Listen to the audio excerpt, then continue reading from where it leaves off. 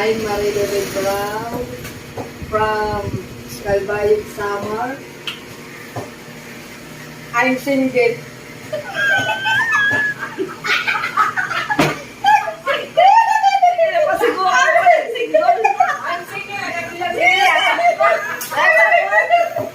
What is your job? I've been working as computer engineer. Oh, engineer! I'm encoder. I have been 10 years on my job. Okay. Would you recommend it to other persons with disability?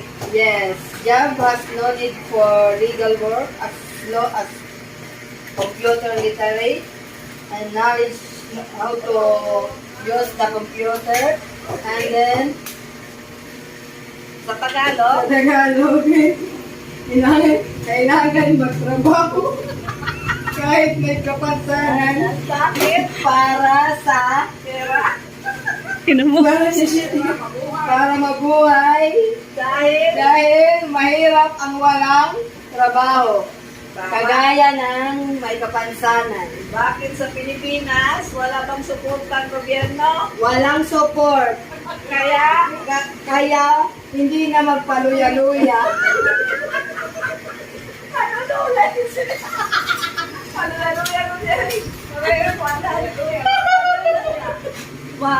Kailangan ng trabaho dahil walang suportang Suporta ang gobyerno. gobyerno.